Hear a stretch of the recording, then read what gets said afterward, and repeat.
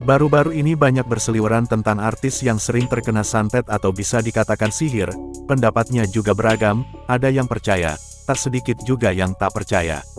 Nah, berikut adalah 5 fakta menarik dalam Islam tentang santet, sihir, dan pelet. 1. Larangan keras terhadap sihir dan santet. Dalam Islam, sihir dan santet dilarang keras. Al-Quran dan hadis menyebutkan bahwa praktik sihir adalah dosa besar dan merupakan perbuatan yang sangat dikecam.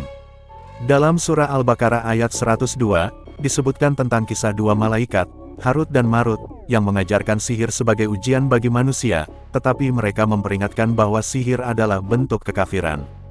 2. Pengaruh sihir. Meskipun sihir diakui dalam Islam sebagai sesuatu yang nyata dan bisa mempengaruhi kehidupan seseorang, kekuatannya dianggap terbatas dan semua efeknya terjadi hanya dengan izin Allah. Oh my God. Artinya, tidak ada yang bisa merugikan atau menguntungkan seseorang kecuali dengan izin Allah Subhanahu wa Ta'ala. 3. Ruqyah sebagai penawar. Islam menyediakan metode pengobatan untuk orang yang terkena sihir atau santet melalui ruqyah, yaitu pembacaan ayat-ayat Al-Quran dan doa-doa tertentu. Ruqyah bertujuan untuk memohon perlindungan dan kesembuhan dari Allah.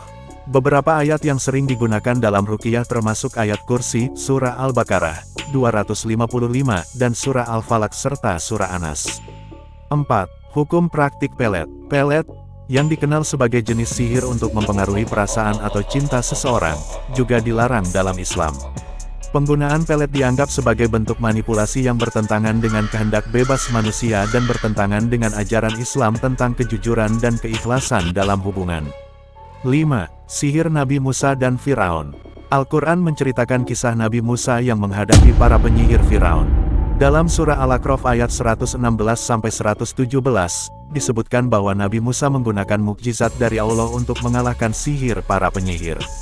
Kisah ini menunjukkan bahwa kekuatan Allah mengatasi segala bentuk sihir dan bahwa mukjizat para nabi bukanlah sihir, tetapi tanda-tanda kekuasaan Allah Subhanahu wa Ta'ala. Melalui ajaran-ajaran ini, Islam menekankan bahwa kepercayaan dan perlindungan hanya kepada Allah Subhanahu wa Ta'ala adalah yang utama, dan segala bentuk praktik sihir adalah dilarang dan harus dihindari.